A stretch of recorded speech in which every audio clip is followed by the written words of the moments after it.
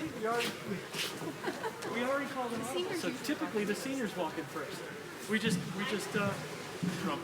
trumped them. All right. Yeah. And all the years I've been here, they do. Wait, I do see their faces. I don't remember. See, I don't remember. I just missed that. Well, we can. You know what? Let's start a new tradition again. Every other year. Every other year, the faculty.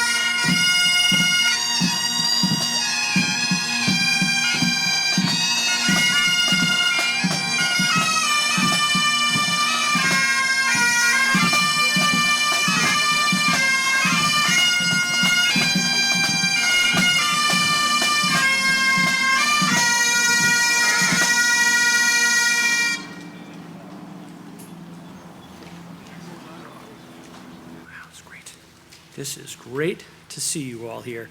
Good morning, family members, friends, Mr. White, trustees, former trustees, faculty and staff, our honored speaker, those of you watching by live stream, and especially members of the inspiring and resilient class of 2021.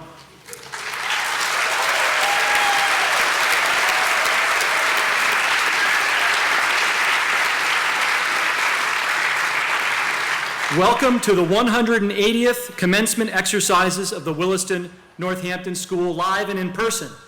I can't tell you how excited I am to be able to say that. I have had the great honor of presiding over the last 10 of Williston's graduation ceremonies, and yet this morning, I scarcely know where to begin. Last night, at the senior dinner, I could not see you from the stage because of the lights, but I can say today that you guys look great all dressed up. We heard from your classmates last night, like Tomi, who acknowledged how important it was to recognize others, as she did for the warm-hearted and always friendly folks in dining services who kept us fed with takeout meals and treats. We heard from Mr. Porter, who shouted out our nurses and who gave us frontline care, sometimes dorm by dorm all year. And for that, You all dedicated this year's log to them. This was an all-hands-on-deck year for Williston, and staff from the business office or technology, athletics, or advancement routinely could be found under the testing tents, manning computers, or any of the other various tasks that had to be done. Or there's JT, who drove 40 round trips to Boston to the Broad Institute every Wednesday so that our tests would get there in time for our early morning results the next day.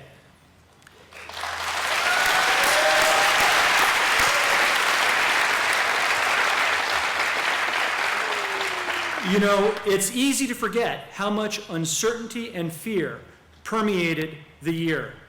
Heck, some of you guys thought that the power outage in January and a day of remote classes was actually me pulling the plug since I was worried about positive test results. That's true. And throughout it all, Williston's Phys Plant and staff answered the call to duty. Phys Plant was here last night, here at 9 o'clock, to begin this tent setup that we have today. And think of all the classrooms they created and took down this year in the gym. Please join me in thanking Williston's courageous and selfless staff.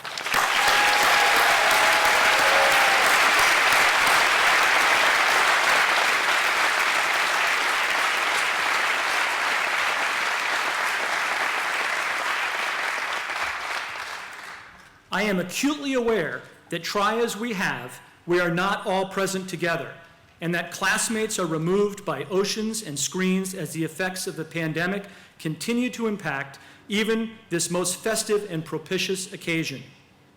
I am equally aware of the grief of those who have lost loved ones this year due to COVID-19 or other causes, since we have been deprived of normal modes of support and grieving this year for our loved ones.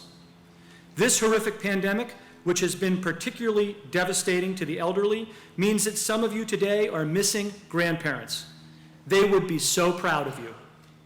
The staggering toll from the coronavirus means that nearly everyone knows somebody who lost a loved one.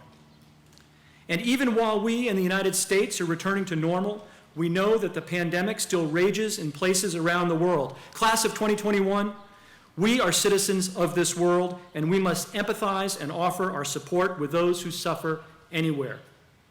I also know there are some of you here today for whom the pandemic restrictions and remote learning have not been all about Zoom and fuzzy slippers, but have instead led to feelings of loneliness and even isolation. These emotions must be named and accepted so we can all support one another in the weeks and months ahead.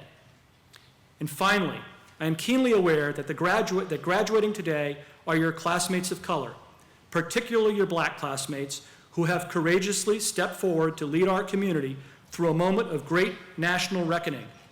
Just a year ago, countless numbers, including some of you, took to the streets and public squares to reignite a movement demanding racial justice. Thanks to the efforts of Williston alumni, students, and faculty of color, Williston has embarked on positive steps to ensure that every student feels as if they belong as respected and valuable members of this ever-changing and always rejuvenating community. As I said, I scarcely know where to begin. Perhaps, seniors, you're feeling a bit like I am. You're holding on to a multitude of emotions at one time. Maybe you're feeling relief, fatigue, happiness, or maybe even a little sadness and uncertainty. You know, so far this really isn't sounding like the start of a cheerful, optimistic graduation talk. So let me shift gears, because when I look at you this morning, the largest in-person gathering of the year, I cannot help but feel hopeful. Class of 2021, look around you. You're surrounded by your friends, supported by family, and sitting with your teachers. Your teachers and coaches and advisors and dorm parents, they encouraged you to do your best work, to be respectful of one another, to clean up your room, and they tirelessly cheered you on whether you heard them or not. In a year when each of us, but particularly true of your teachers who were in such close daily contact with you, began the year with justifiable concerns for their own health and that of their families, this faculty answered the call and produced uninterrupted in-person learning and living together. And thanks to you students, your efforts to maintain the COVID bubble, Williston carried on as well as any school I know of in what will certainly go down as the most disruptive to education and society in 100 years. So seniors, let's stand and join me in a round of applause for your faculty.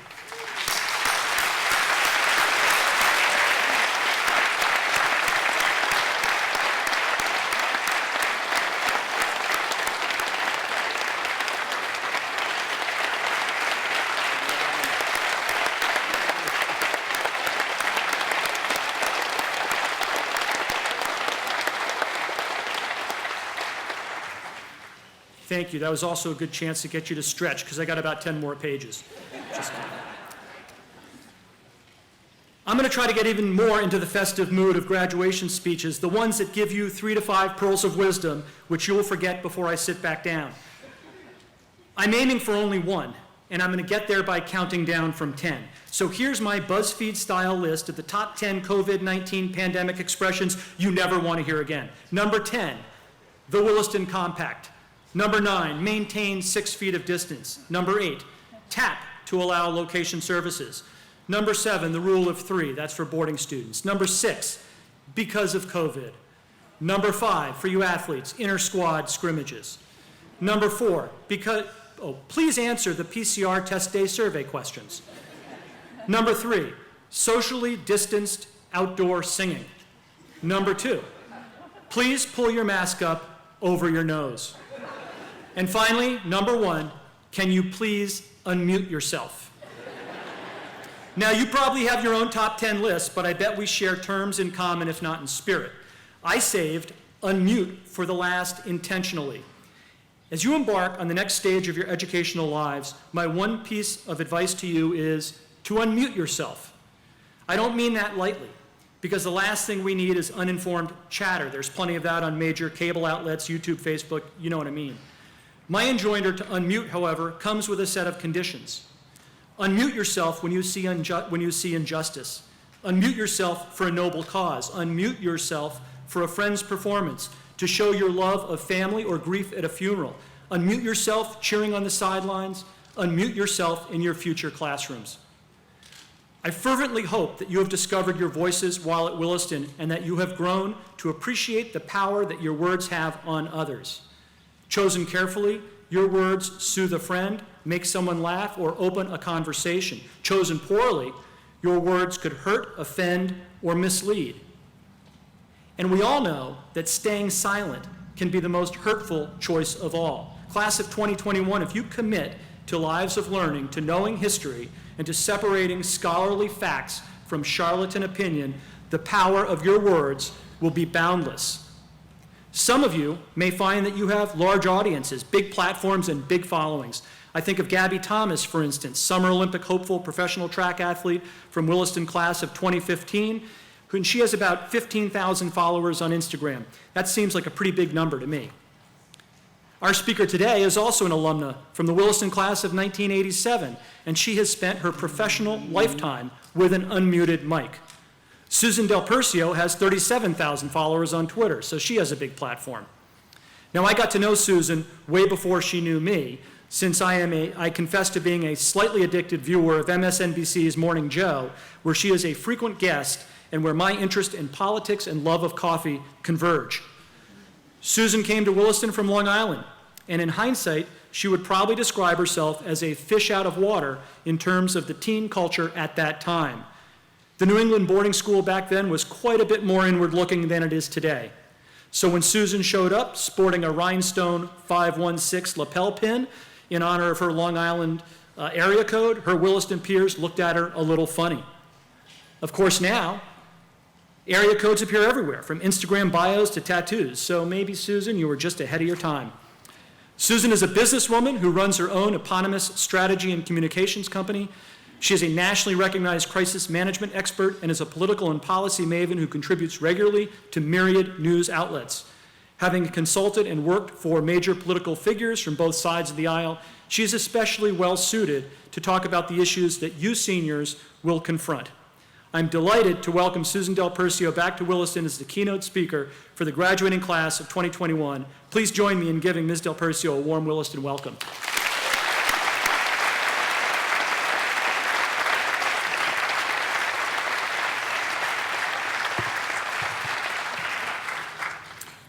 Thank you, Head of School, Mr. Hill. Wow, it is so great to be back here. I can't believe I was sitting where you are, I bet a much nicer tent, 34 years ago.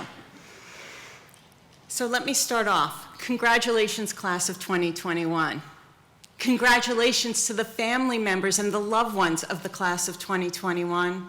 And congratulations to the Williston staff and faculty who have made Williston such a wonderful place to be, especially during these difficult times.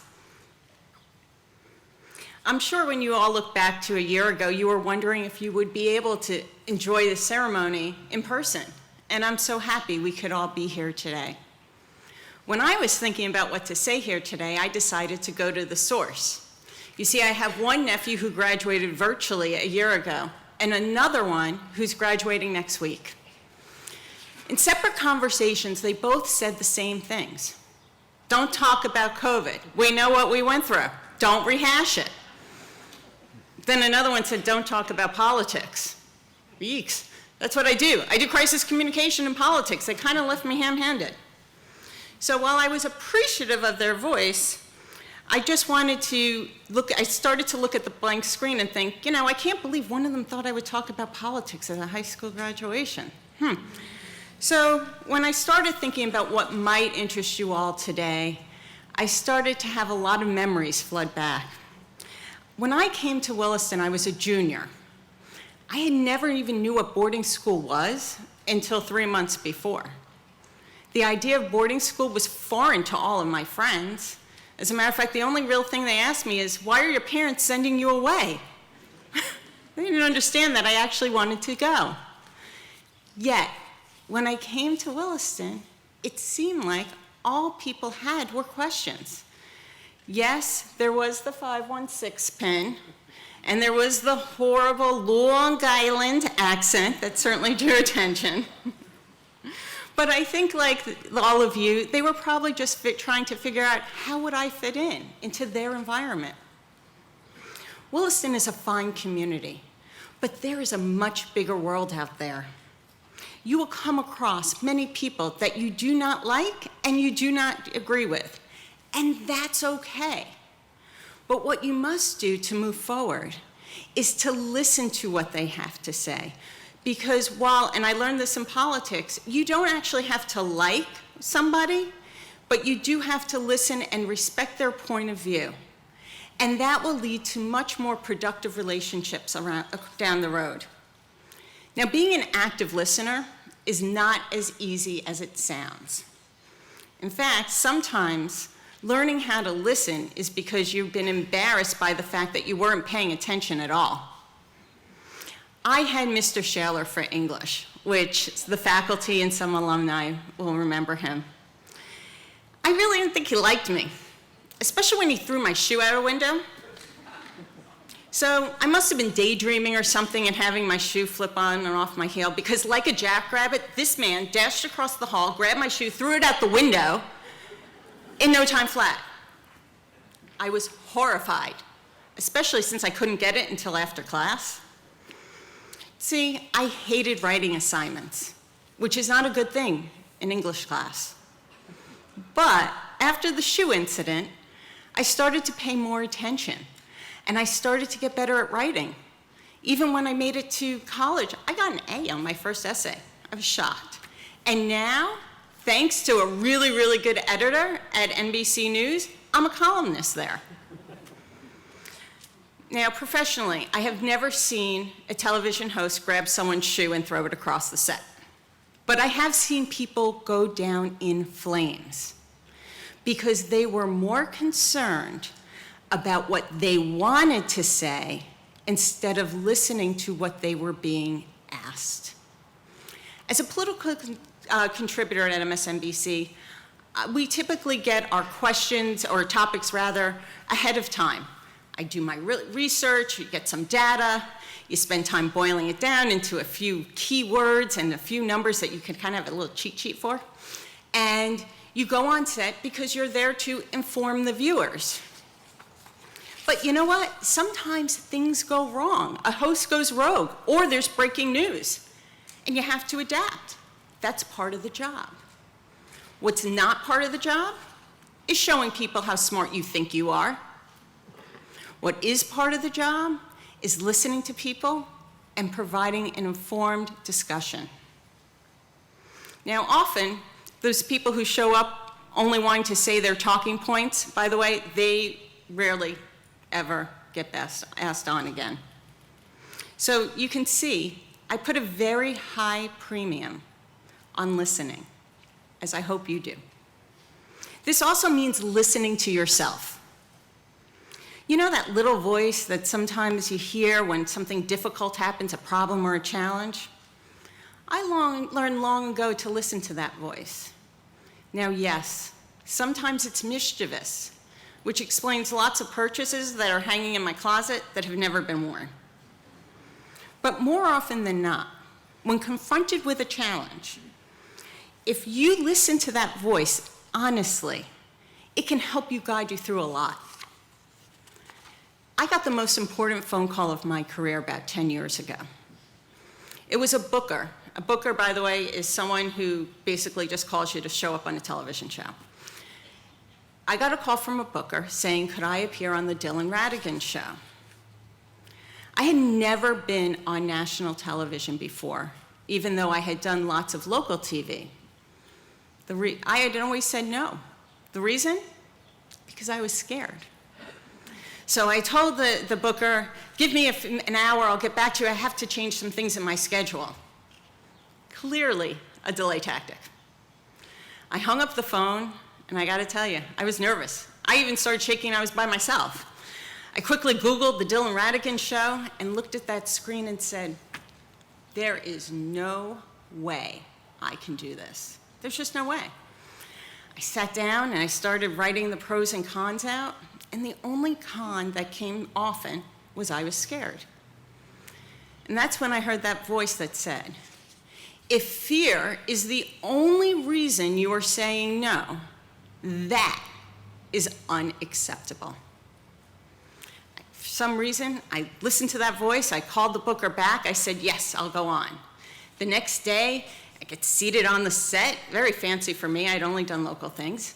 They mic me up, they say, do you want a right earpiece or a left earpiece? Oh, no, I never wore an earpiece before. I said, right. I met the other guests, the host came on, and boom, live TV, and it was over, like that. Well, fortunately, no one else noticed how bad my leg was shaking under the table because I was beyond nervous, because they asked me back the next week, and then a few months later, it turns out that we had such good chemistry on the set, they offered me a contract, and the rest, as they say, is history. From that day forward, I've always listened to that voice. The ability to listen to it truthfully, honestly, and reflect on it has served me well. And I have never allowed fear to be the sole reason I've never taken on a challenge. I'm often asked, did you always want to be in politics and television? The answer, no and never. But when someone asks me, when did you develop an interest in politics? Like that, I know the answer, high school. You see, in 1985, I was not the only new face to the Williston community. There was a new history professor on the scene, Mr. Peter Gunn. Yeah.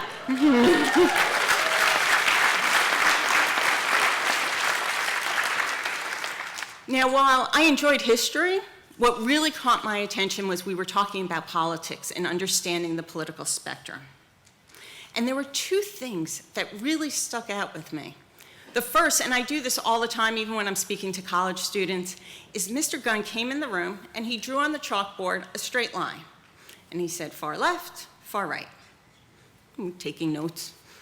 And then he said, but now look at it this way. And he drew a circle and didn't quite close the ends. And at one side it said far left, and the other said far right, showing that most of us really were in the middle of the political spectrum.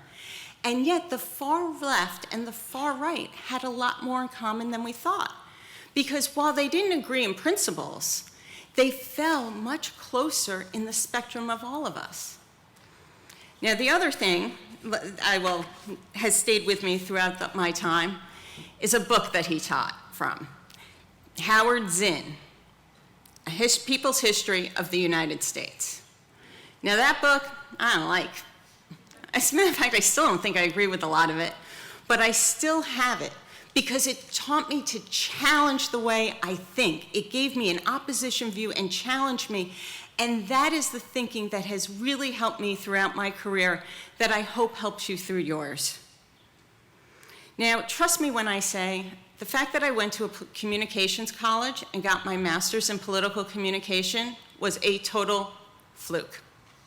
I really just wanted to go to school in Boston.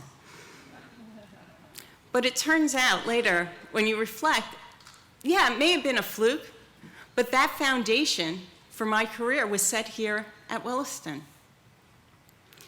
Williston has provided you all with a very solid foundation. The foundation comes not just from what you've learned in the classroom, but from your shared experiences. In some ways, Williston has prepared you much better than those you're about to meet this fall. You understand what it is to have a roommate, what it's like to be away from home, what communal living's all about, and a shared existence. But most of all, you have learned how to handle problems and solve them on your own. This skill is an important one and will take you through much of your life and help you develop those relationships and expand your learning. However, you still will have challenges. Some will be big, some will be small. No matter what they are, embrace it. Sitting here now, many of you may think you already know what you want to do and what your life will look like. And maybe that will happen. But along the way, expect lots of bumps, sinkholes, and even a few detours along the way. And when those do pop up, as they usually do, remember, as things evolve, be flexible. Evolve with your plan. Don't be afraid to chuck it all together. This is how we grow. A few years ago, my mom said to me, "Do you realize you have never been technically qualified for a single job you ever had?" True story. And she was right. But I never regretted accepting those challenges or even walking in blind, and even the experiences I disliked and left after a year, because they are who led up to me and having the career I've had.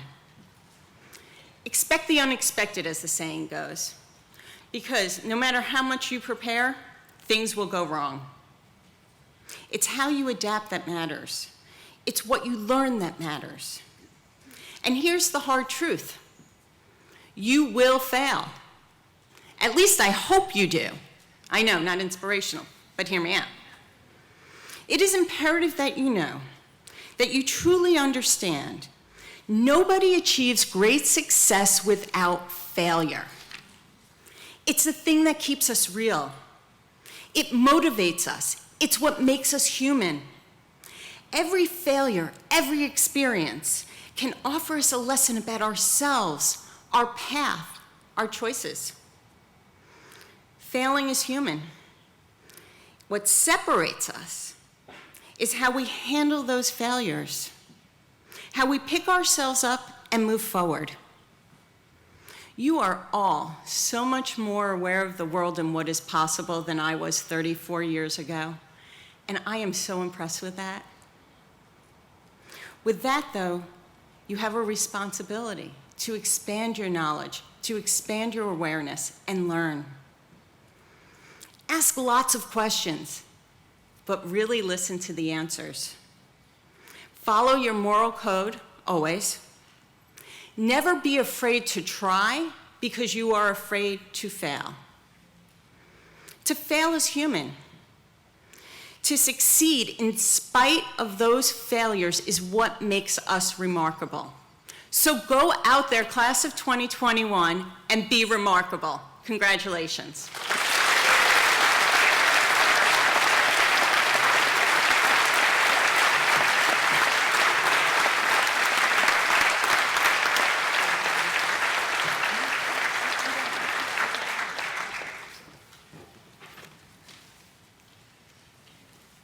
Thank you so much, Susan. We didn't even collaborate. I know that she wrote her talk about 3 or 4 weeks ago, and I know she emailed it to me yesterday and it got lost in my inbox. And she told me this morning when I picked her up in Northampton that I thought you didn't get back to me because I thought you might not have liked what I said. So I can promise you I hadn't read it, but it seems to me to be pretty interesting that she's asking you to listen, and I asked you to unmute and to find your voice, so it's that left and right yin and yang thing, and I think we got it covered.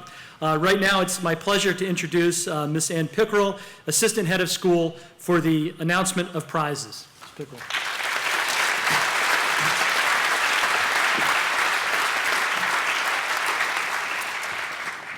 Good morning, everyone. Thank you, Susan, for sharing your inspiring message with us this morning. Forgive me for recalling your days as a new student in John Wright dorm. You certainly have pursued your passions beyond Williston, and we both have some different hairdos. Yes. How fitting it is to be celebrating the class of 2021 in person under this tent today. 14 months ago, who among us would have imagined a spring featuring a gala celebration complete with bingo, yearbook signings, a cupcake truck, followed by a modified Willy Gras Thursday afternoon? We have all learned so much since then about just how globally connected we all are in this world. Through it all, Williston students maintained determination, supported each other, and persevered. Thank you, class of 2021, for leading the way.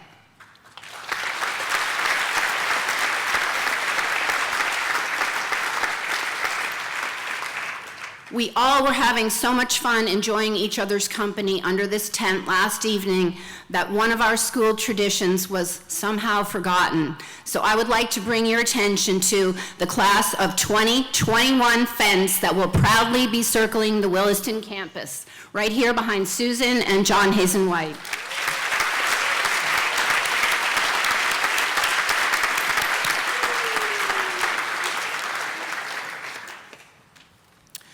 Over the past few weeks, Williston students have shared their passion and talents widely within our school community. We have celebrated those endeavors in many ways, including virtual performances by our actors, dancers, singers, had senior day for our athletes, along with the impressive in-person Williston Scholar Showcase last Thursday evening in the Reed Center. It gives me great pleasure to share with you the most notable student accomplishments and to recognize overall distinction amongst the class of 2021. Earlier this week, we held our awards assembly to celebrate the academic, artistic, and athletic accomplishments of our student community this past year. The athletic department presents a senior award, the Blanket Award, to honor exceptional participation in the Williston athletic program. Seniors who have been at Williston for more than 1 year are eligible for this award if they missed only one season, not including their senior year. 18 seniors were presented the Blanket Award on Tuesday. I ask that all 18 stand now and be recognized.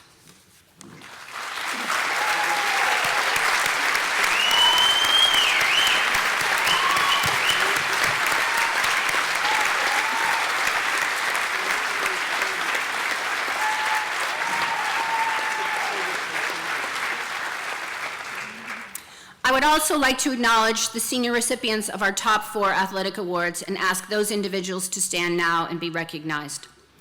The George Denman Bowl for boys and the Alumni Bowl for girls are awarded to seniors whose contribution to the athletic program has been characterized by exceptional achievement, faithful participation, and loyal devotion to the best interests of the school. This year, the George Denman Award was given to Alex Lakofsky.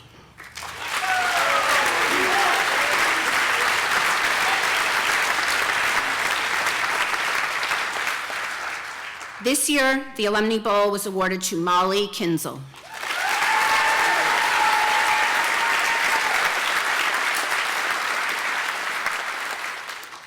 The Athletic Leadership Awards are presented to seniors who have distinguished themselves in terms of quality of their leadership they have demonstrated as student athletes.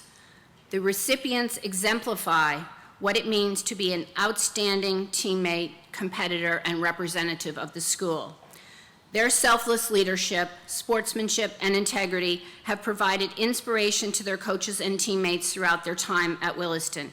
This year, the Athletic Leadership Awards were given to Liam Coughlin, Sion Lewandowski, and Emily O'Brien.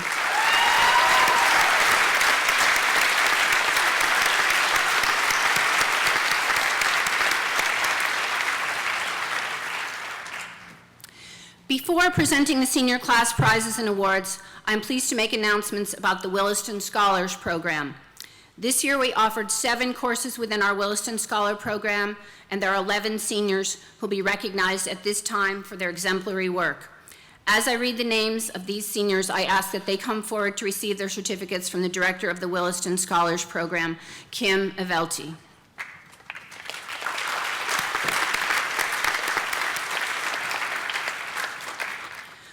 For work in the English department, Emily O'Brien.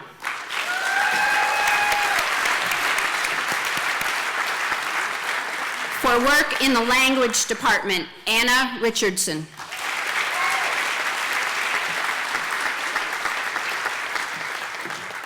For work in the history and global studies department, Gabrielle Davila Bustamante and Abigail Abby Shulkin.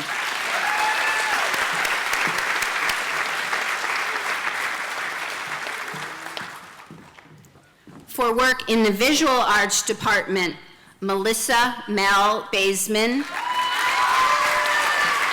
Hannah Canizzo, Rin Gier, and Taryn Queenan.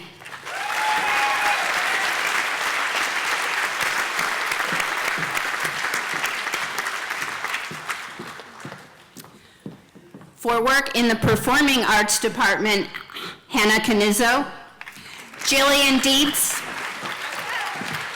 and Sophie Gontov Calderon.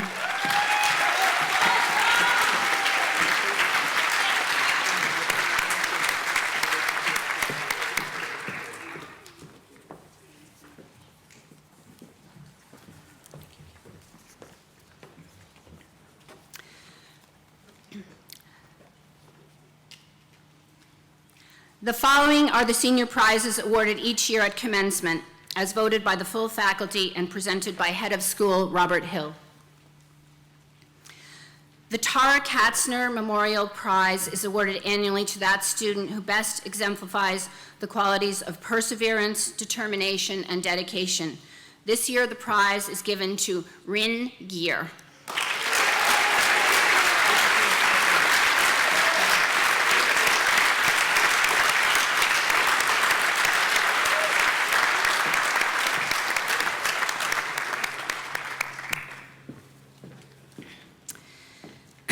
The Henry Teller Prize, in memory of a history teacher, choral conductor from 1947 to 1983, is awarded to that person in the Williston, Northampton community who, by active example, encourages intercultural understanding and goodwill. This year, the prize is given to Alyun Badara Ba.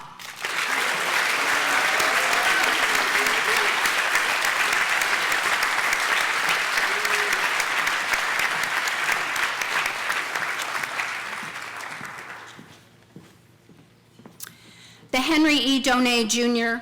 1959 award is given to a senior who has manifested a love of the natural world and who has taken an active interest in the protection and preservation of the world's environmental resources.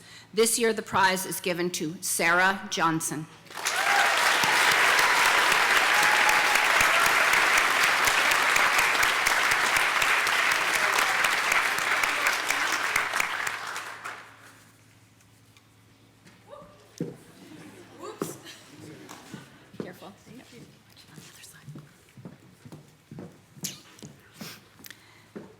The Westcott E.S. Moulton Award, honoring a member of the class of 1927 and Williston Alumni Secretary from 1963 to 1973, is presented to that member of the senior class who has shown a high degree of effort in publications, sportsmanship, leadership, community involvement, leading to continued loyalty and interest as an alum or an alumnus. This year, the award is given to Shen Yi Erin Chai.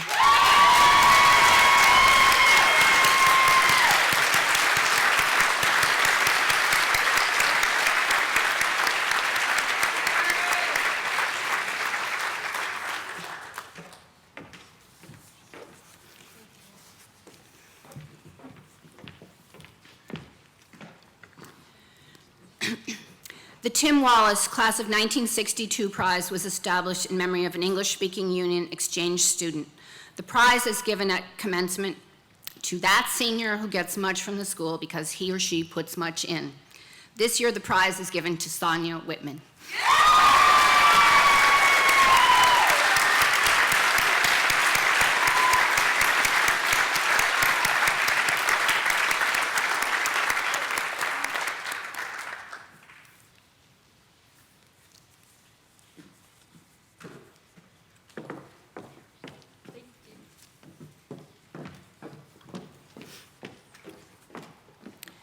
The Class of 1942 Prize is awarded in recognition of outstanding service to the school.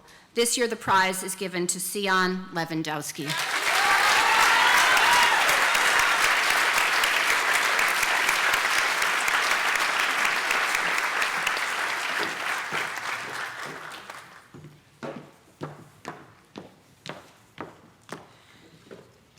The George H. Higgins Prize is given to that student in the graduating class who has displayed outstanding character in school life.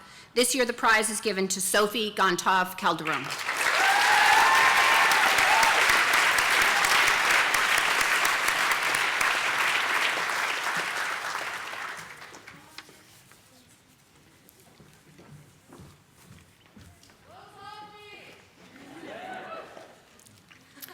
The Catherine M. Ockenden Class of 1949 Prize is given to that senior who, in the opinion of the faculty, has contributed moral, positive leadership. This year, the prize is given to Anna Richardson.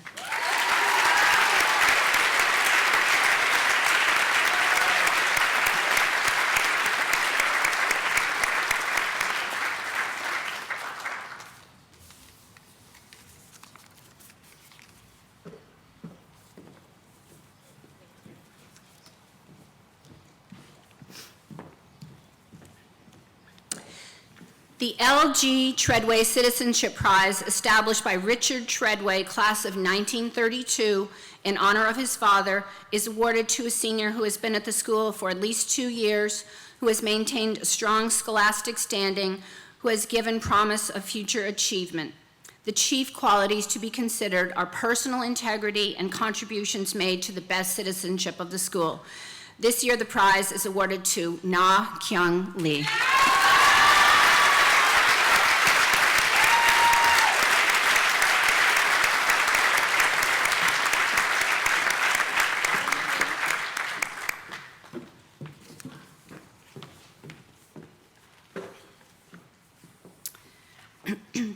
The Joseph Sawyer Memorial Prize, honoring the 7th headmaster of Williston Seminary, 1886 to 1919, is awarded to a young man who has made outstanding contributions to the intellectual and community life of the school. This year, the prize is awarded to Jonathan Felix King.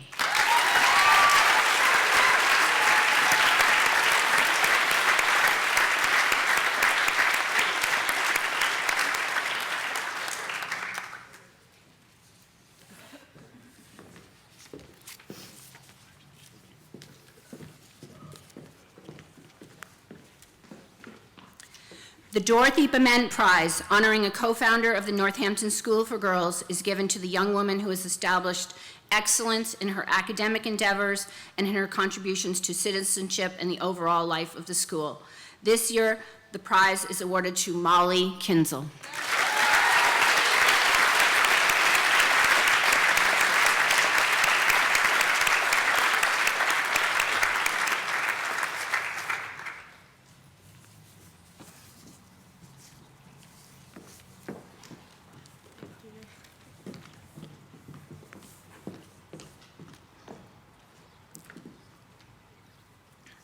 We now come to the final three prizes which carry the greatest distinction. The first two being awarded to the outstanding young man and young woman in the senior class, the third honoring the first scholar in the class. The Archibald V. Galbraith Prize, honoring the 8th headmaster of Williston Academy from 1919 to 1949, is awarded to that young man and who in academics, athletics, and citizenship is exemplary, representing that which is best in the school. The Galbraith Prize is awarded this year to Liam Coughlin.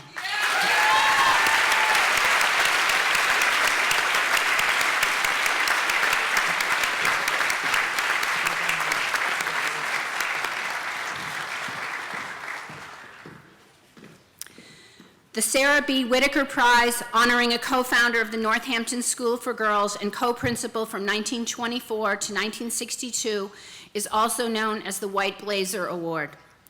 The White Blazer is given to the young woman who has distinguished herself with the greatest contributions to the academics, athletic, and community life of the school while exhibiting exemplary leadership and integrity. The White Blazer is awarded this year to Ruby McElhone Yates.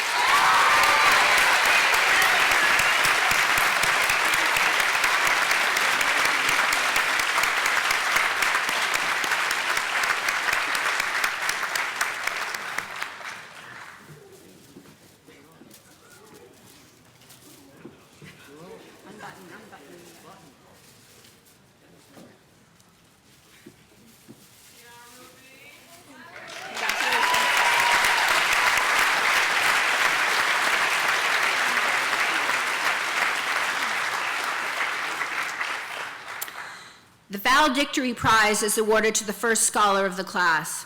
It is a combination of two awards from an era in the school's history when the Edmund H. Sawyer Prize was given for work in the classical curriculum and the Horatio G. Knight Prize was given for work in the scientific curriculum. These prizes are now combined into one. It honors the student who, by record of performance during the senior year, is judged by the faculty to be preeminent in academic achievement. This year, the recipient of the Valedictory Prize is Liam Coughlin.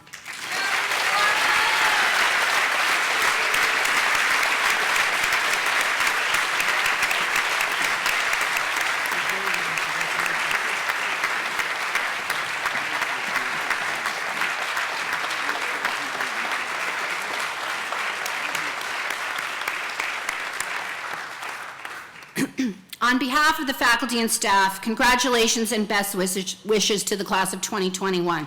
We will miss you very much. I'd like to invite Mr. Tom Johnson, Secretary of Williston's Cum Laude chapter, to the podium.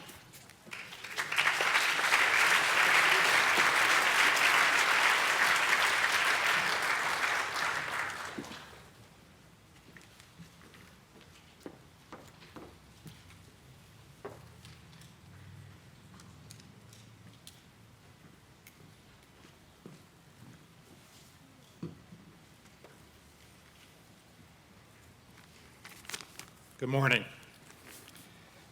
We gather this morning to honor 10 seniors who we will induct into the Cum Laude Society, the highest academic award that the Williston Northampton School faculty can bestow.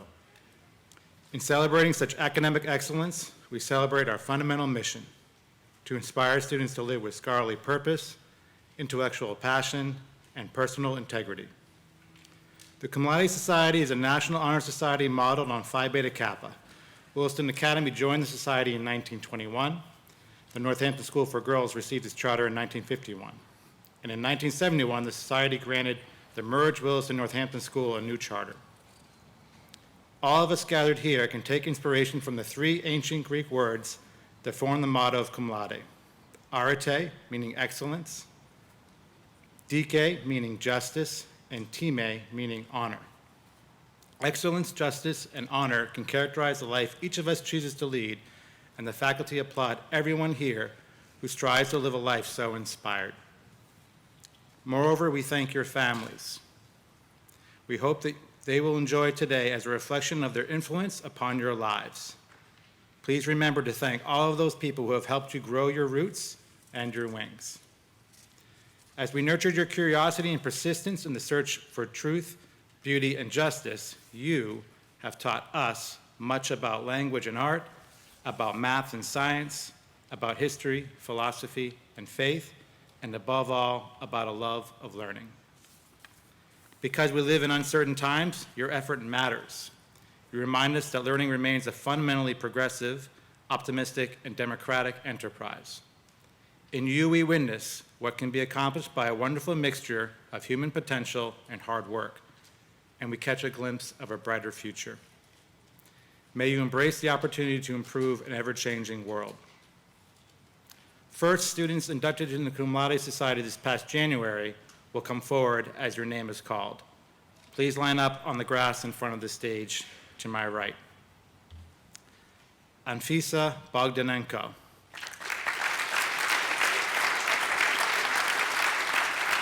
Anfisa is on a service trip right now, so she's not here. Shenyi Aaron Chai.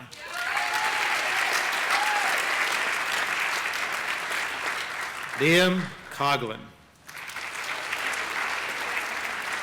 Lauren Goldinger. Sophie Gontov Calderon. Jonathan Felix King. Molly Kinsel. Na Kyung Lee. Anna Richardson. Abigail Abby Shulkin. Nikhil Sierros. And Ruby McElhone Yates.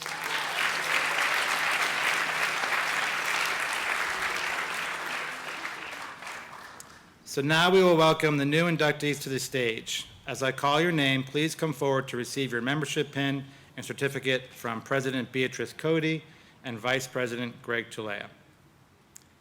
Abigail Belfer.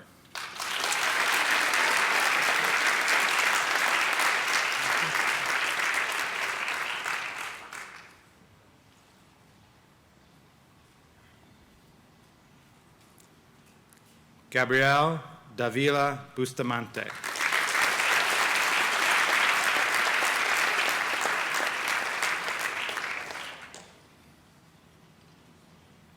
Roscoe Eade.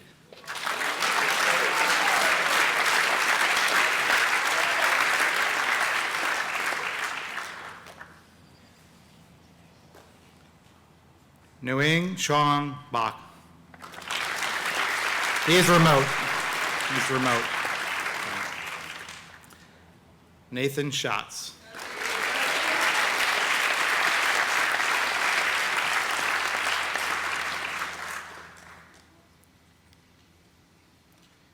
Tira Tisharo Janashap.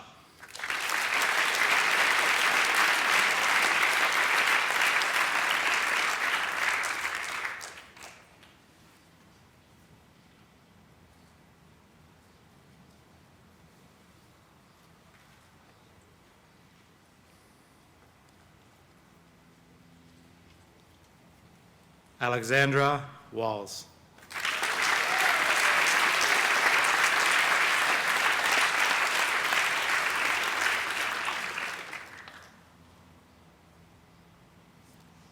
Andrew Warren.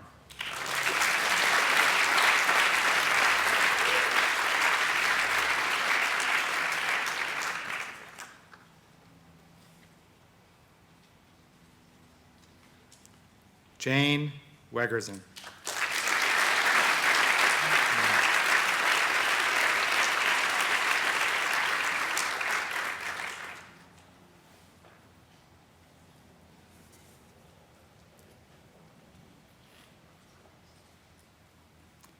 So please turn to Ms. Beatrice Cody, President of the Williston Chapter of the Cum Laude Society, for your formal introduction.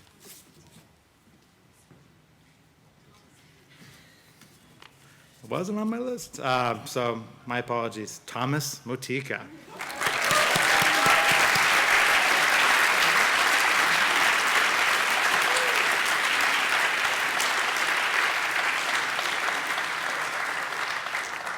Actually, he's right there. He's right on my list, so my apologies. Your turn. in person.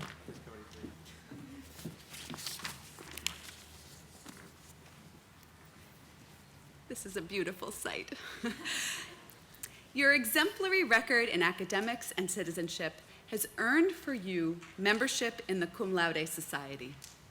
This society is a fellowship of scholars whose purpose is to recognize excellence in academic work.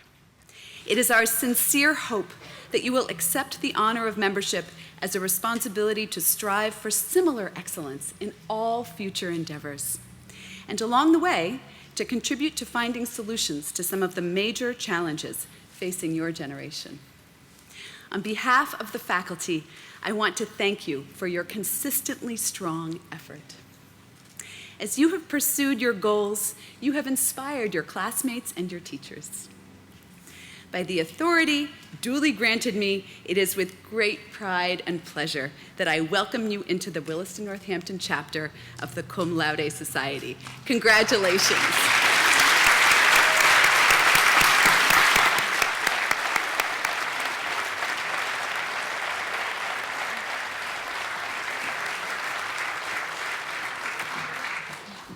Now you may go, yes. Off into the world.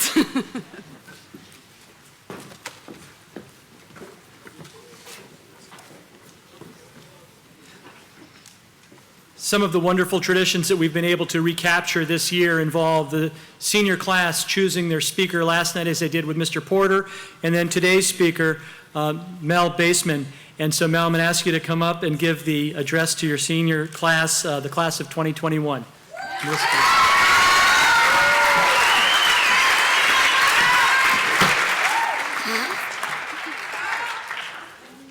Hello.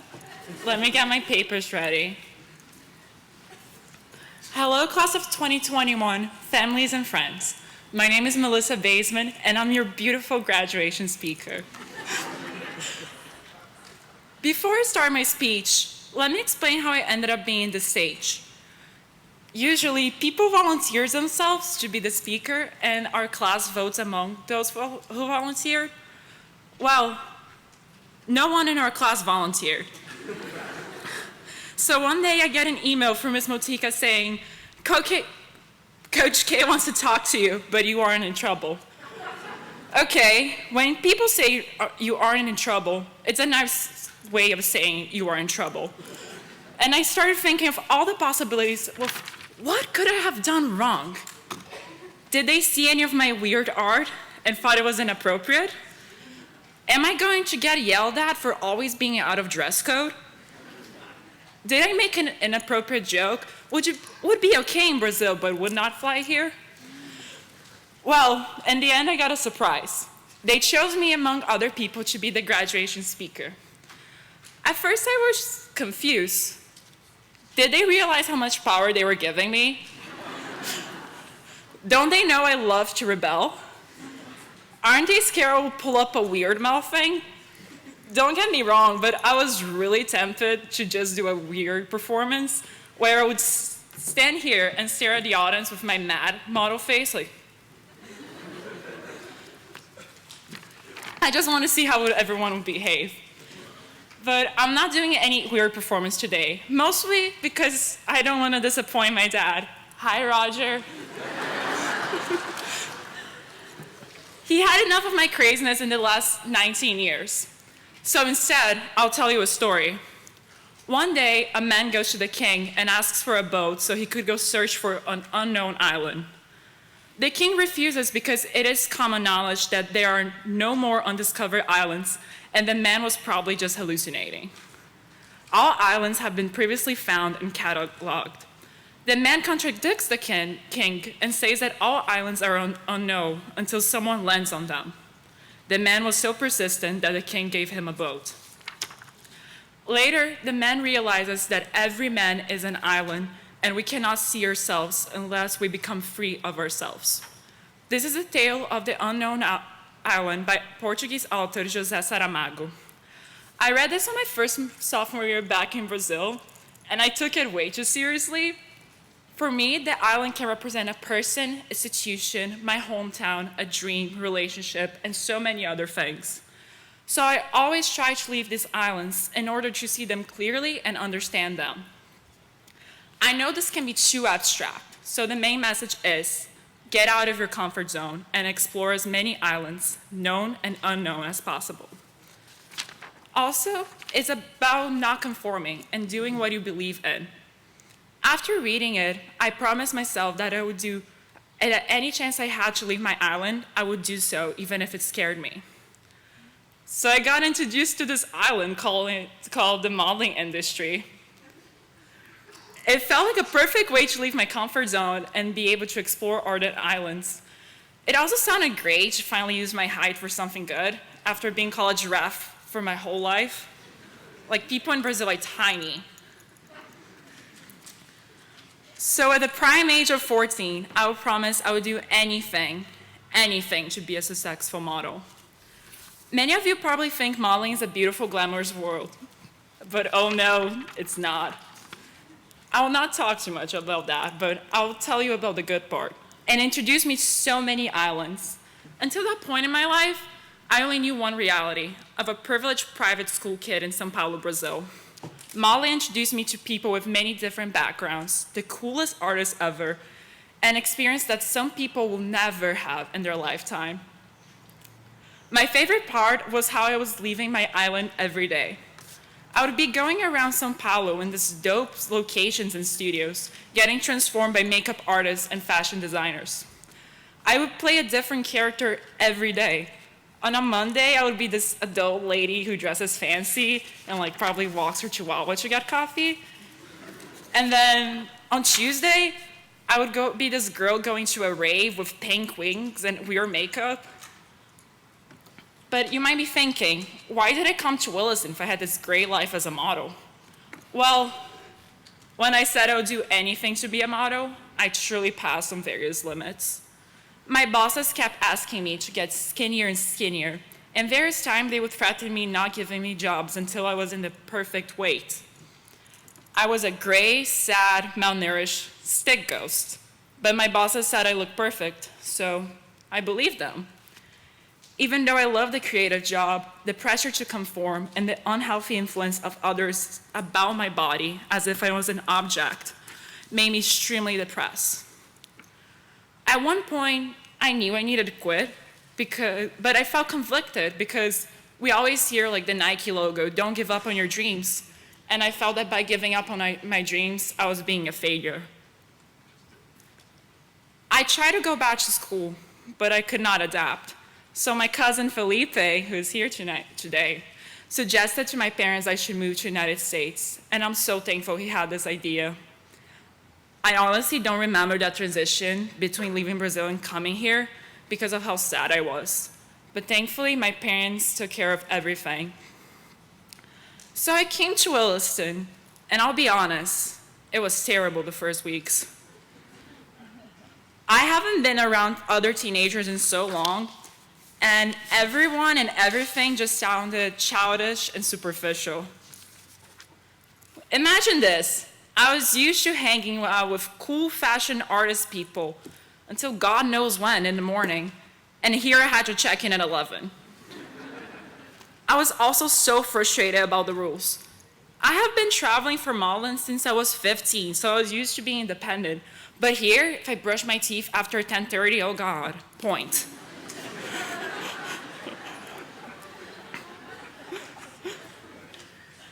But after some weeks, I got used to it and started making friends. I was engaging in classes and having fun learning. Williston reminded me I was smart and capable, not just a pretty face who could pose.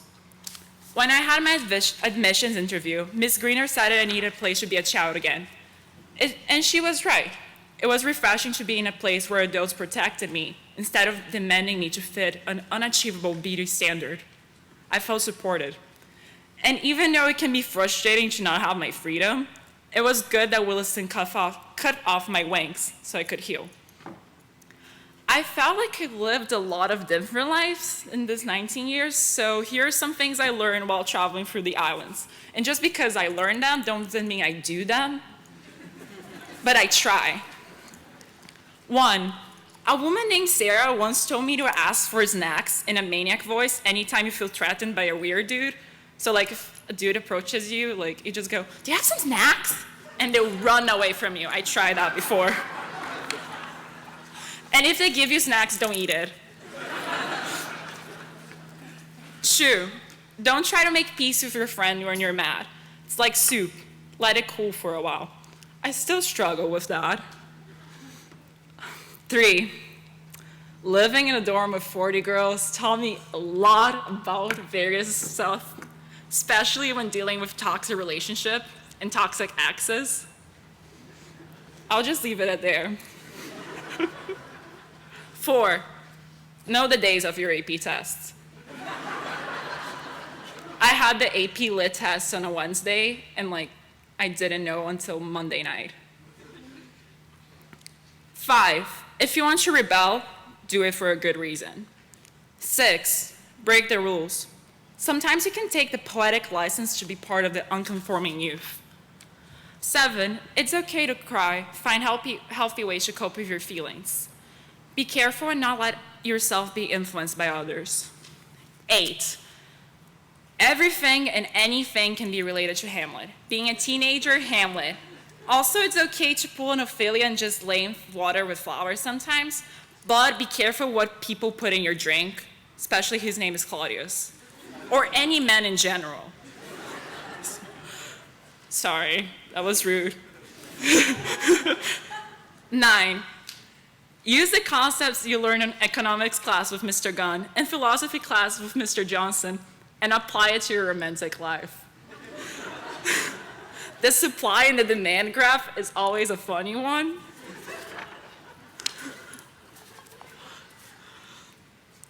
10, there's a difference between being alone and lonely. 11, the world is inherently meaningless. 12, we're always hiding something, even from ourselves. 13, sometimes it's okay to not be nice. You don't need to be nice all the time. It is refreshing to be a shrew. 14, if you can, live in another country. Spending 1 month visiting the tourist traps is not living in another country. Go where the locals go. Listen what they have to say. Learn about their culture. Try to learn their language. It's cool, you know. 15, go to street markets on anywhere you are in the world and do people watching. And have a camera with you so you can take pictures and people are not gonna be like, "That's weird, why is she staring at me?" I learned that from Mr. Hang. 16, chaos is good, especially when talking about art. 17, fake it until you make it. I have heard a lot about the way I walk, and I know I can look confident, but honestly, a lot of the times I was probably feeling insecure, and the way I fixed it was putting Bad Reputation by John Jett and walking as if I was in a runway again. So always walk with purpose. I don't want to see anyone looking sloppy getting their speech. Their speech, no. Diploma. Thank you. 18, being impulsive sometimes and extremely bold. It's better to regret that you did something instead of that you didn't do it. Tell your friends you love them. Sissy reminded me of this year. 20, it's not lame to be friends with the teachers. They're probably cooler than a lot of people in your class.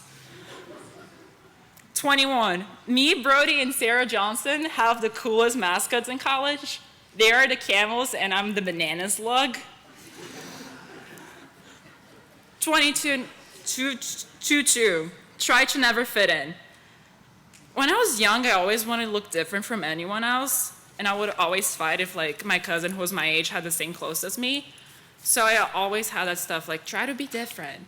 So if you walk across campus, you're gonna see at least 15 white Nike Air Force shoes. It's just a staple. And I didn't want to blend in, so I spray painted mine yellow. They looked so gross and nasty, and I should donate them, but at least it's different. 25. My cousin Felipe and his husband Tom once said it's easy to make pictures of beautiful things, The real challenge is to make something ugly, make it pretty and desirable. Thank you for that advice on I made art with my wisdom teeth. And Pooja also, she was touching it, thinking it was ceramics. And I'm so sorry, I swear I cleaned that too. 26, the geese in the pond are extremely aggressive and furious. Stay away from them. 27, there is no word in English for saudades. Saudades is the state of longing, missing someone or something. 28, that's a fact. The first time we sang Sammy, my Sammy in assembly, I was pretty sure I just entered a cult.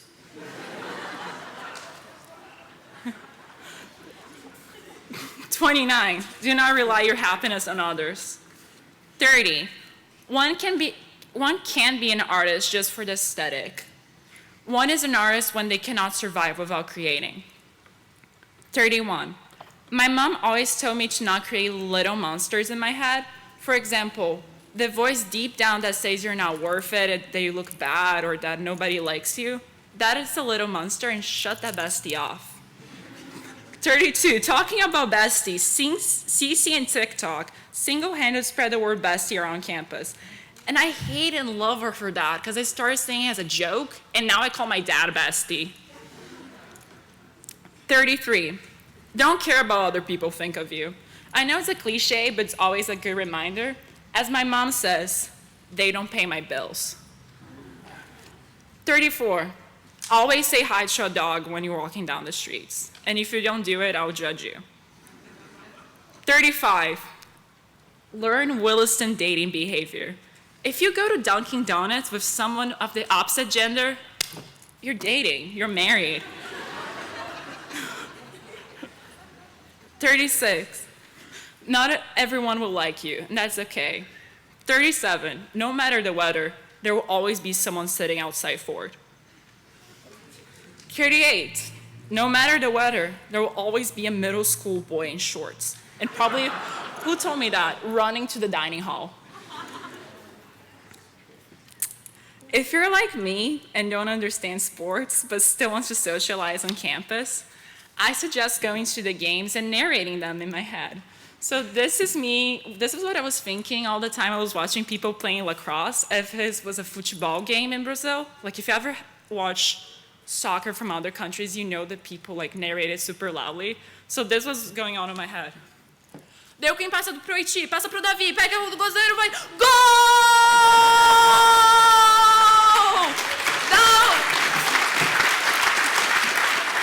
Da Williston, not Pomfret. Oh, the most fun I ever had on campus was jumping on George Spence trampoline. Thank you, George. 41, you can always count on the steamed chicken and pasta from the dining hall. When in doubt, sticky rice is your best friend. 42, when I'm retired, the only thing I'll be doing is playing bingo. 43, allow yourself to be a kid. Don't lose your ability to play and see the world in a full spectrum of colors. Hey, Dad, remember that first time we're visiting the first boarding school we saw? And I left in tears because A, it was in the middle of nowhere. B, they had mandatory chapel, and they had to wear this horrendous skirts that went like down here. And you know I can get pretty aggressive when people tell me how to dress. I wish we could see this moment now and realize everything would have been okay. I know it was pretty lost, but I found myself now. Class of 2021, we're about to leave this island and also leave our Williston version. When I first left Brazil, it was so refreshing to just create a new person. No one knew who I was, so I could be whatever I wanted to be. I suggest you do the same way to go to college. Be the most authentic and bold version of yourself. It's scary to leave the island, but it's also liberating. Thank you for all the teachers, Mem East dorm parents, staff, nurses, physical plant, everyone for the support. Thank you, Mr. Heng, for teaching me I could also be the photographer, not only the model. Ms. Levine, who helped me write this essay. Otherwise, there would be stuff that would not be some grammatic errors. Thank you, Ms. Garrity, for taking care of me. I know it can be pretty annoying, and sometimes she'll be like, just do your homework, and I'm like, no. So thank you. And thank you, my parents, for supporting me every time I decided to leave my island. Thank you, class of 2021, for being an island to be explored. Thank you, Williston, for cutting my wings, but I'm ready to have them back and fly west.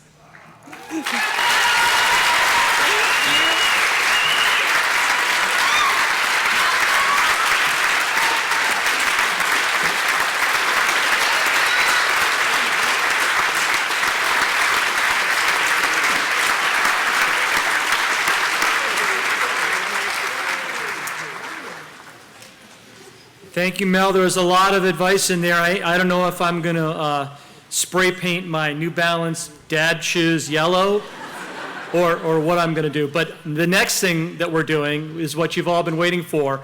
And to go along with Mel's passport metaphor, the handing out and conferring of diplomas, could I have John Hazen White, Chair of the Board, to come join me with Mr. Greg Talea.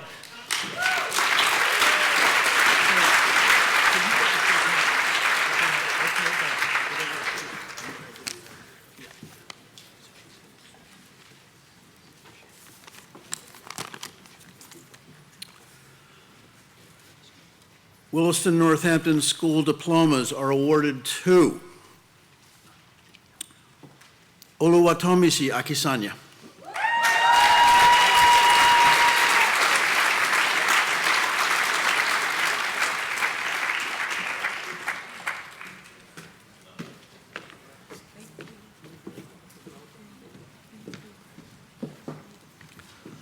Anea Ama Akpalu,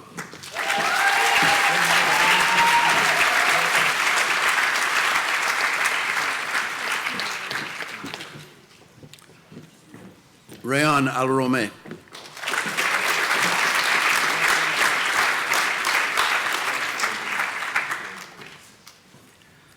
Linda Ashkenazi,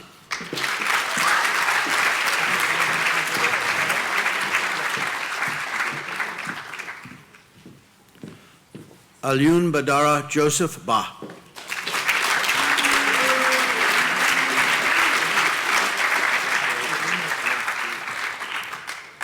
Brandon Barrett,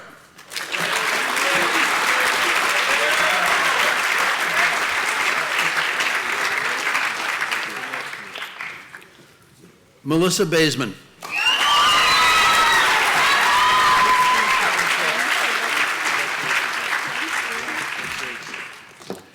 Abigail Belfer,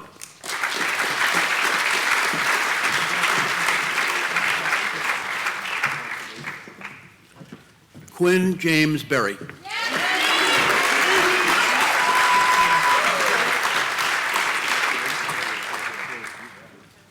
Christian Patrick Bignotti,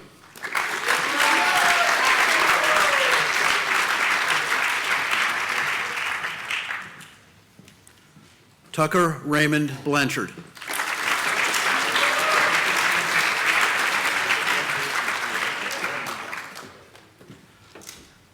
Charles Asher Blumberg,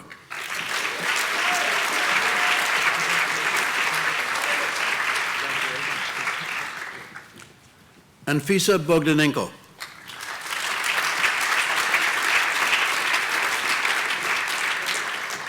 She's remote.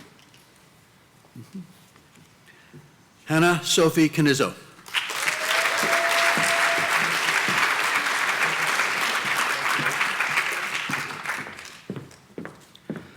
Amelia Elizabeth Carlin,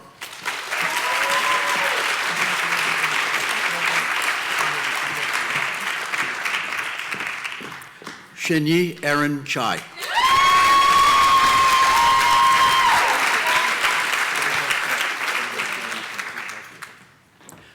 Benjamin Cheney,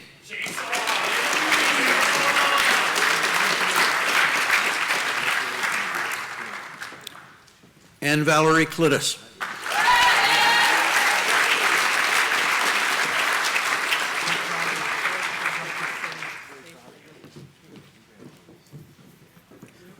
Franklin David Costello,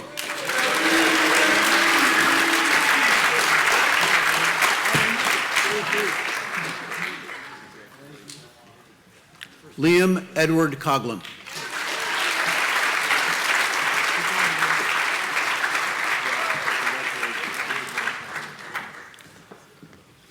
Michael Joseph Curtis.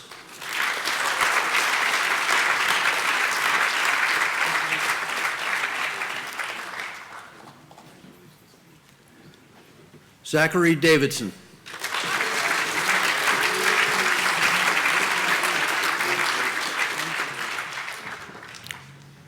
Gabriel Pumuari Davila Bustamante.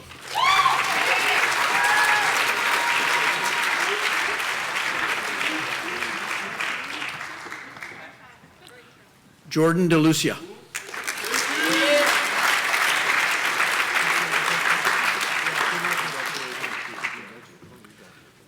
Z. Drud Demetrio.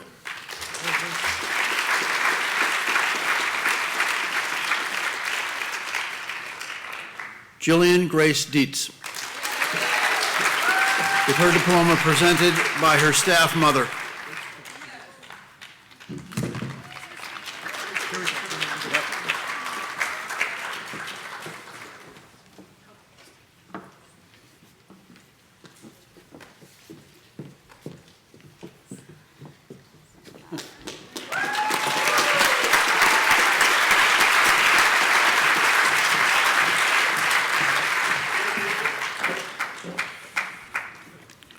Brendan De Silva.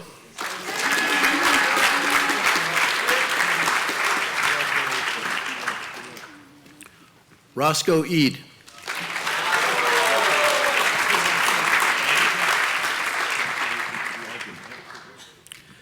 Henry William Eustace.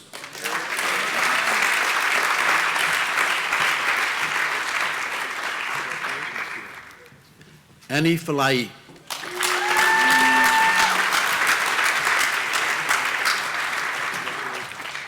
And with his diploma to be granted by his faculty father, Jack Carroll Fay.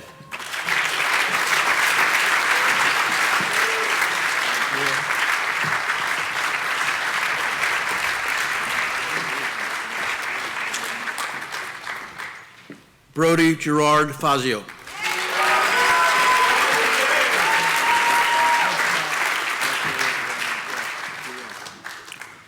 Luca Ferreira.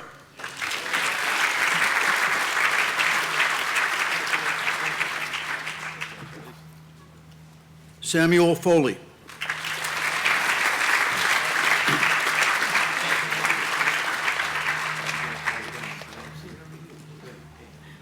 John Arthur Gallagher.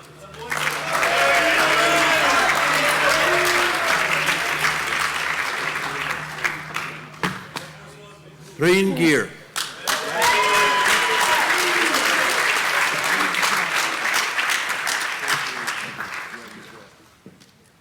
Zachary James Gamerick.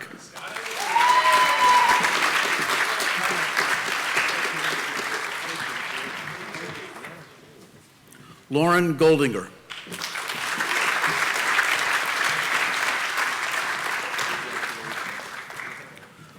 Sophie Gontov Calderon.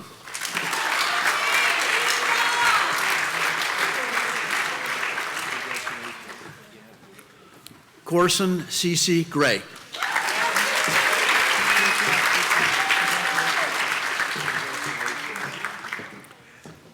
Madison Antoinette Hamilton.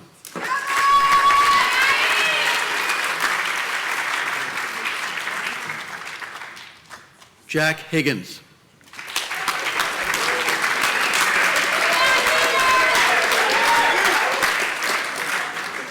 Cameron T. Huntley.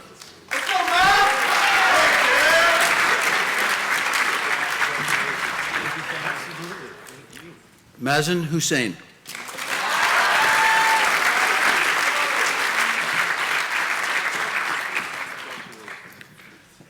Jisoo Huang.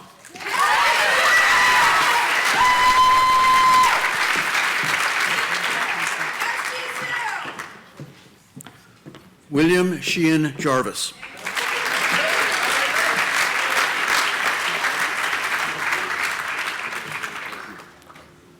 Yuchen Chow.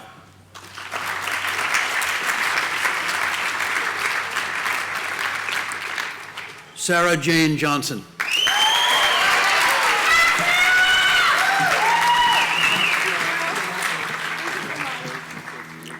Tyler Nash Johnson.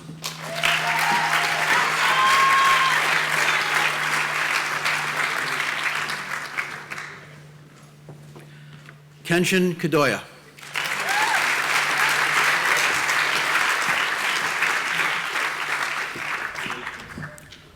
Alexa Kerr.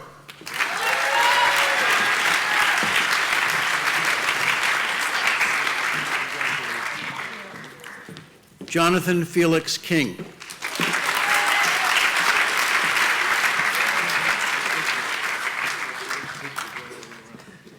Molly Brown Kinsel.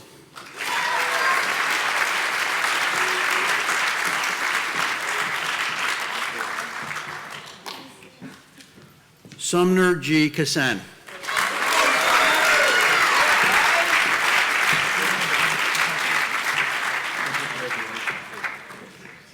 Pitapat Kansamjit.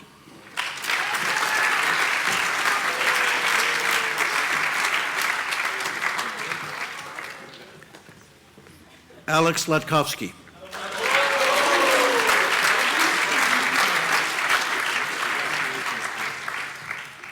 Na-Kyung Lee.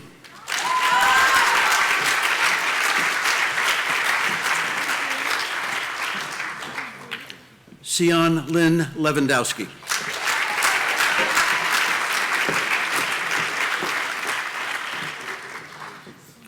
Sion Lee.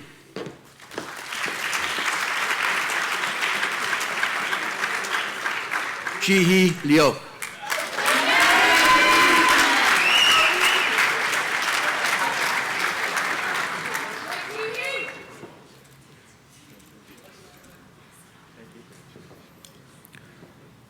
Dominic Dongan Liu.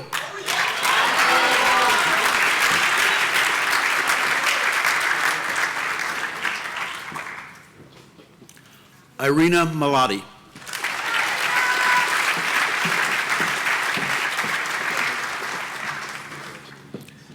Catherine McDermott.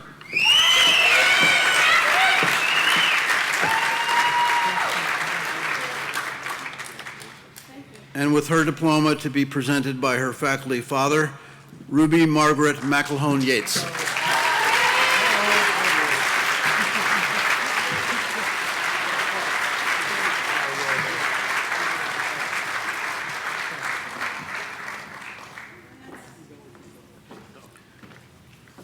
Jordan Mackenzie Munier.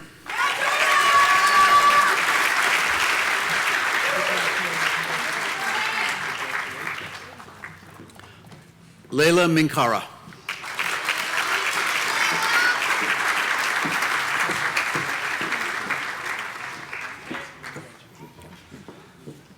Charles W. Monteith III.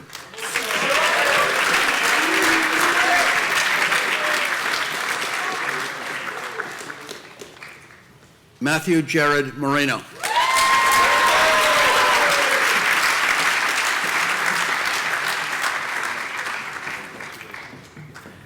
Devin Lee Morgan.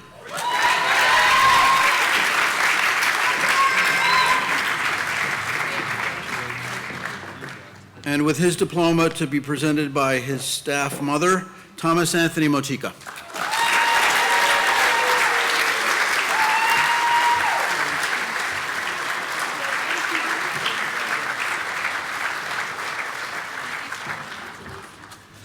Wing Shong Ba.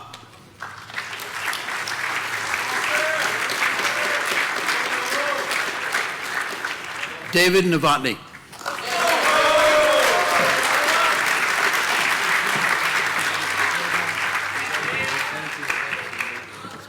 Emily O'Brien.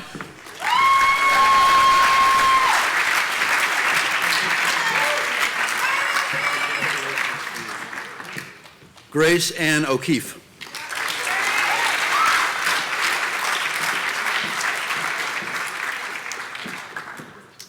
Sung Ho Park.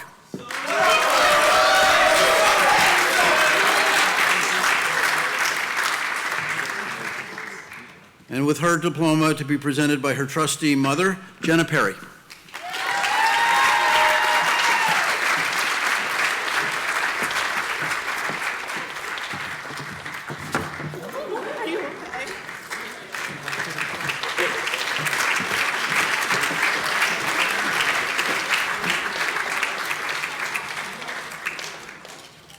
Titiwat Pentrakul.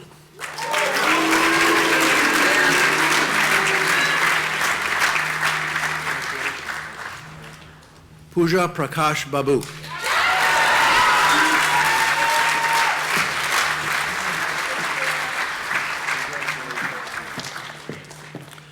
Taryn Queenan.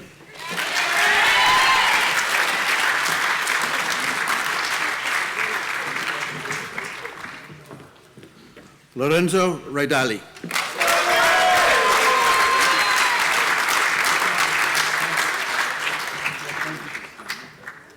Shane Regan.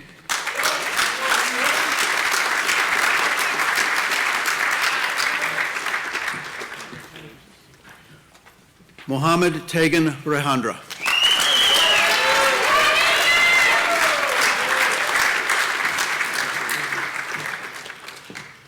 Sylvia Rhodes.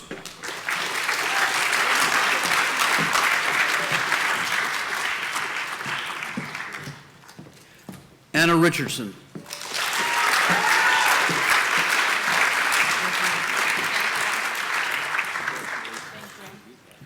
Alejandro Ruiz Boughton.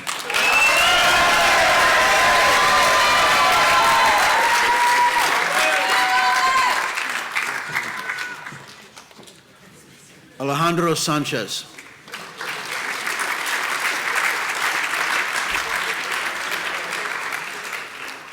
Emile Savoy.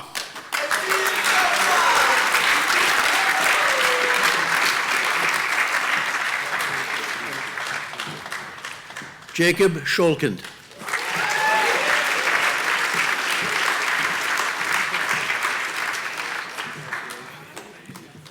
Abigail Emma Scholkind.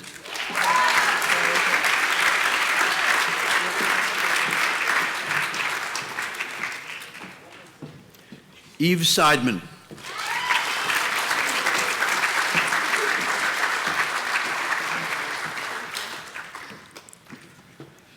Stephen Sergio.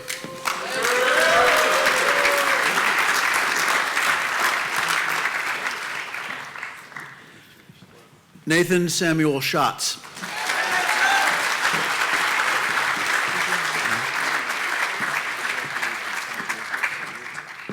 Jin Shirley Shen.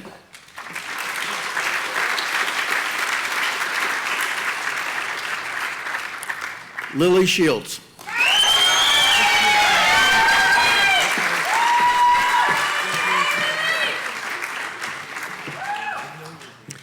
Matthew Shields.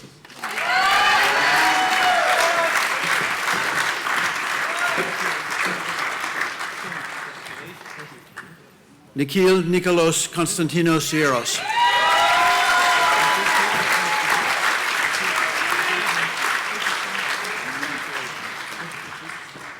Tyler Silverman.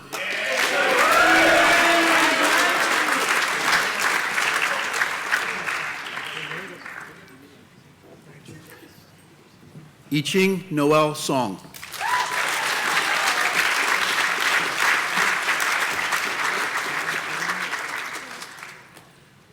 With his diploma to be presented by his faculty mother, George McGraw Spence.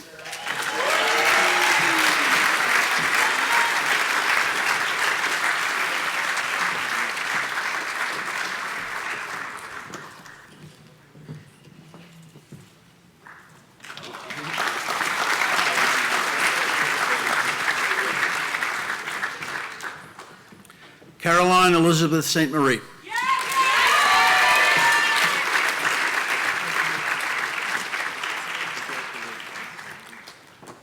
Richard Stefanik.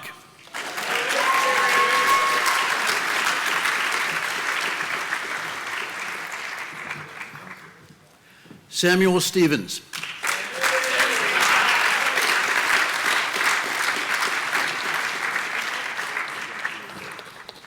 Thomas Madison Tebow IV.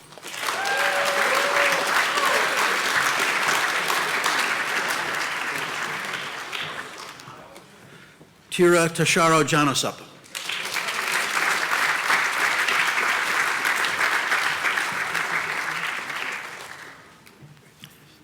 Adam Thistlethwaite.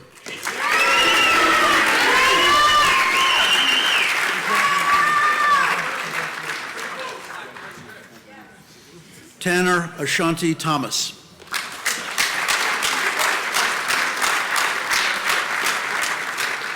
Nikita Tokarski.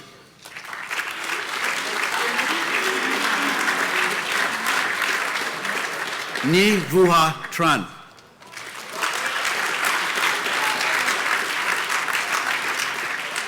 William Tripp.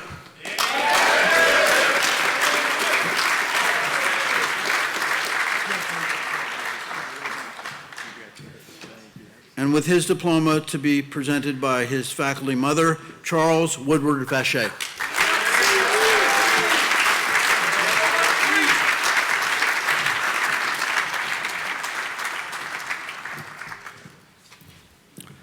Tyler Christian Varon.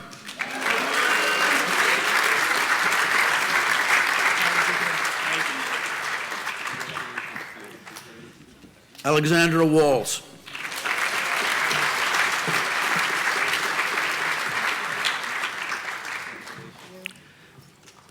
Andrew Warren.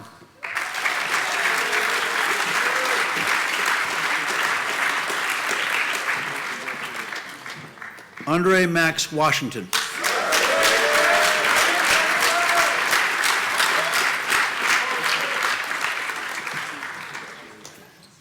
Cora Lynn Weber.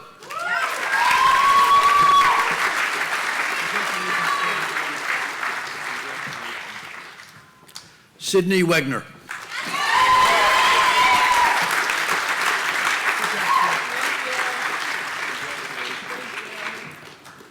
Jane Wegerson.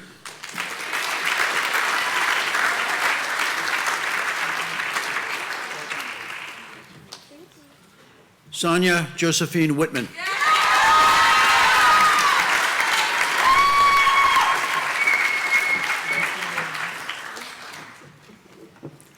Hunter Wilson.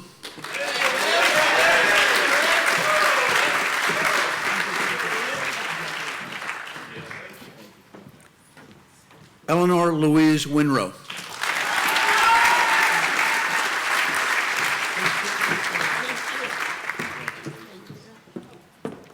Emily Marie Zambrano.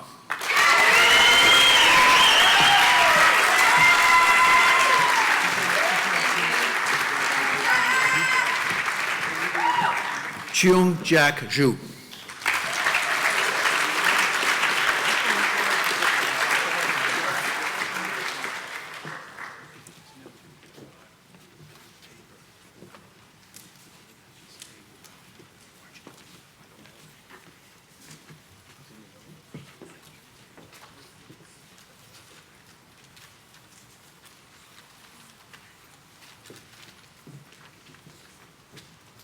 Well, it's my favorite time of the year, really, to be here and to be able to share this one sentence, this one moment with all of you. But I just want to say two things, or three, or four.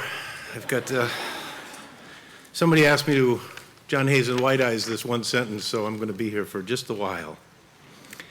I just want to congratulate each and every one of you for something very particular.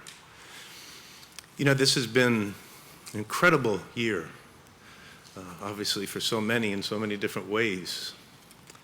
And I've watched carefully around the industry, around the world, around business, and to have watched this school come through this year the way it has is nothing short of miraculous and heroic. You folks,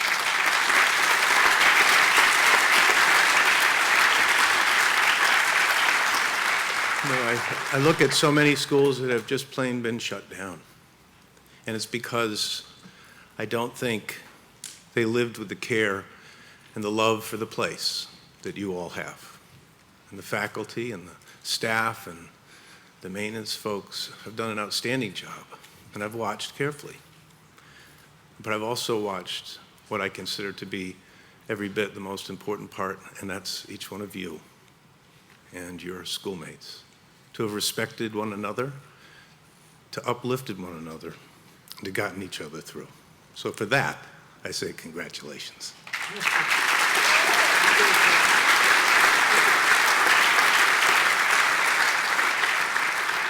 The other thing I want to say is that when I look around this room, I said this a few years ago at a reunion with a group like this in a tent. We all share something. There's a common thread now that runs through all of us, and that's that we've been through this wonderful, special place in one fashion or another, whether we're parents or graduates. But we all carry a piece of this with us wherever we go moving forward. And I can only say that I hope at some point in your life, if not always, you have the love for this place that I do. I love this school. Thank you for being a part of it and for moving forward and carrying it with you. So, by the power vested in me, it is my great pleasure and truly my honor hereby to declare the class of 2021 to be graduates of the Williston Northampton School with all the rights and responsibilities aperçu. God bless you. Congratulations.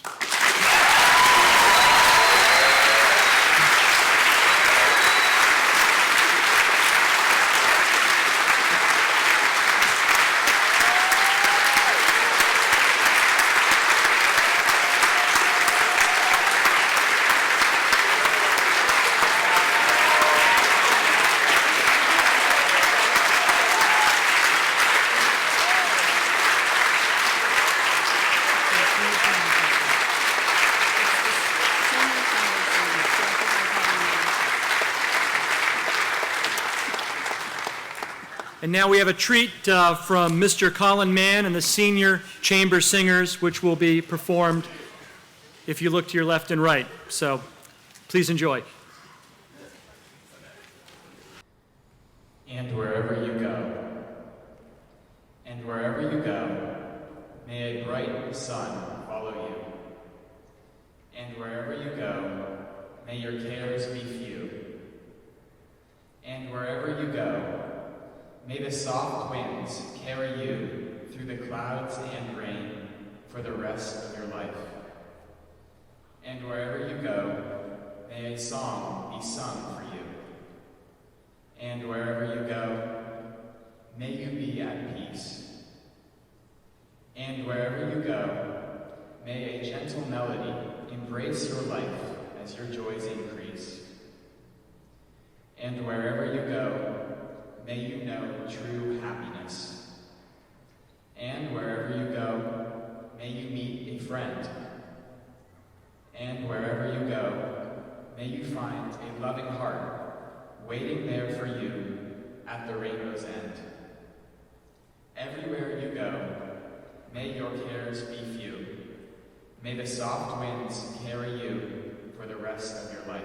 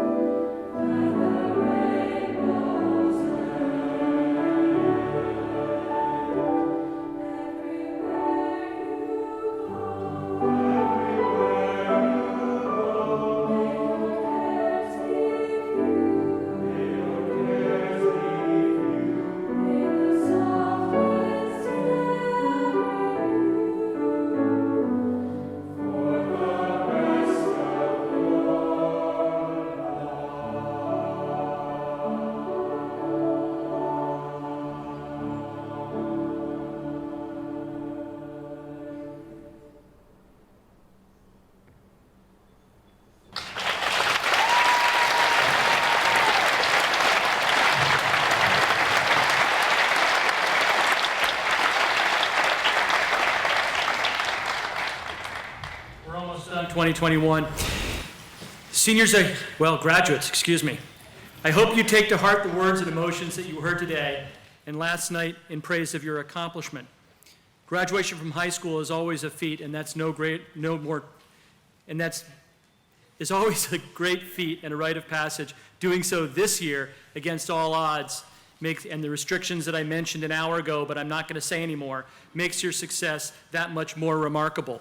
You will forever be the class of 2021 that overcame the COVID-19 pandemic.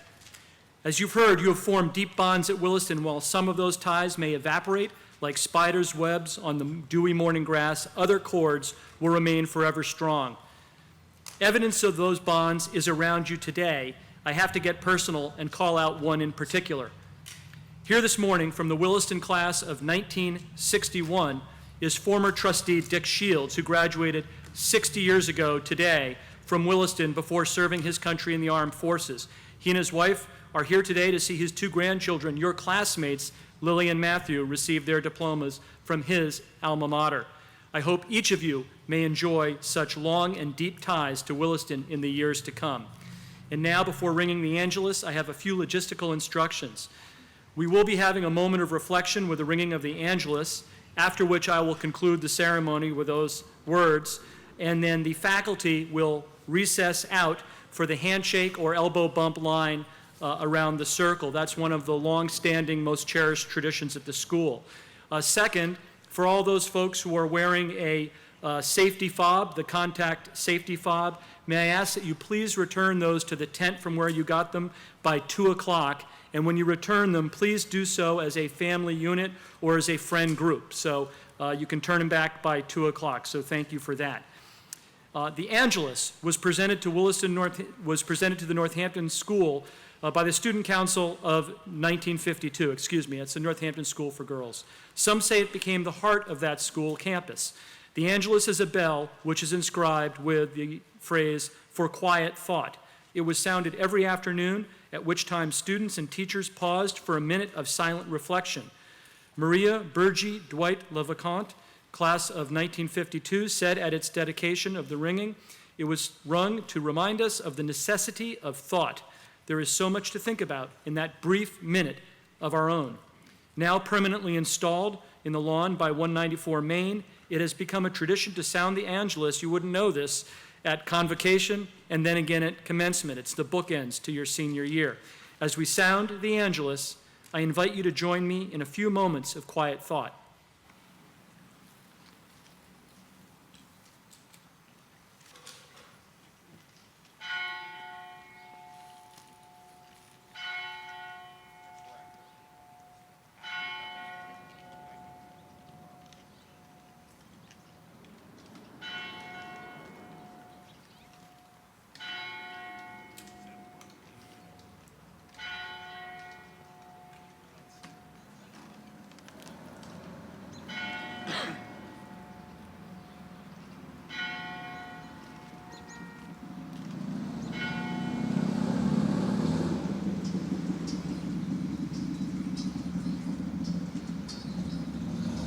My last words for you, class of 2021, is a variation on an Irish blessing. May the road rise up to meet you. May the wind be forever at your back. May the sun shine warm upon your face and the rain fall soft upon your fields.